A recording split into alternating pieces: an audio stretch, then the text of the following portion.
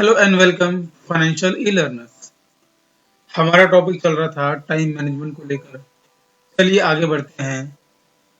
Next है हमारा समय के उपयोग का रूल नंबर 7, जो है learn about the Parkinson law, यानी कि पार्किंसन के नियम का लाभ लेना है।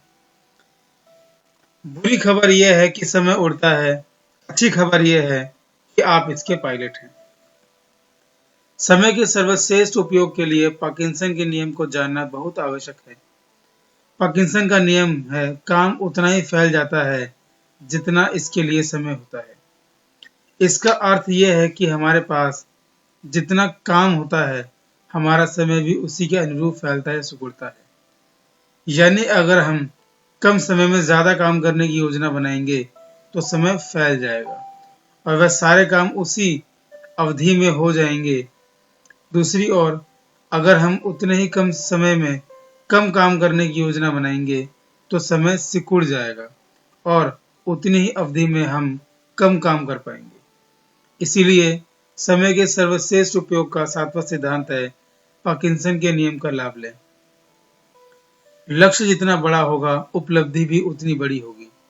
एक वनडे क्रिकेट मैच का उदाहरण देखें।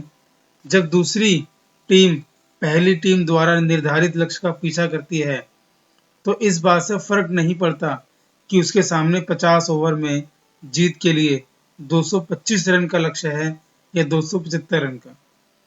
लक्ष्य चाहे जो हो, आमतौर पर उसे अंतिम 3-4 ओवरों में ही हासिल किया जाता है। जहां पर महत्वपूर्ण बात यह है कि दूसरी टीम उतने ही समय में अपने लक्ष्य तक पहुंचती है, चाहे उसका लक्ष्य छोटा हो या बड़ा। यही हमारे और आपके लिए भी बारे में सही है।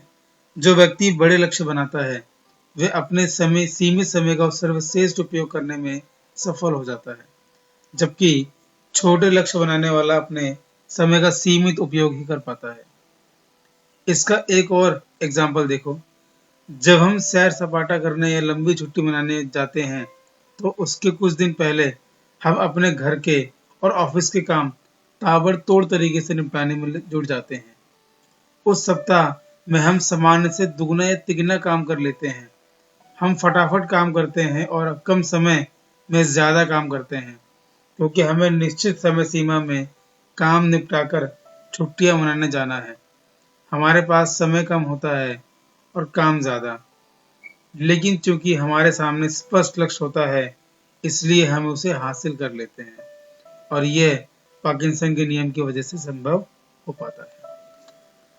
काम की प्रगति से भी समय के फैलने या सिकुड़ने का संबंध होता है। जब किसी काम में हमारी रुचि होती है तो वह काम जल्दी हो जाता है। दूसरी ओर जब किसी काम में हमारी रुचि नहीं होती है तो वह काम देर से होता है। इसलिए कहा जाता है कि वह व्यक्ति सौभाग्यशाली है जो अपने काम से प्रेम करता है, क्योंकि वह कम समय में ज्यादा काम कर सकता है, अच्छी तरह से काम कर सकता है और इस वजह से ज्यादा सफल भी हो सकता है। आज के लिए इतना ही। Thank you very much.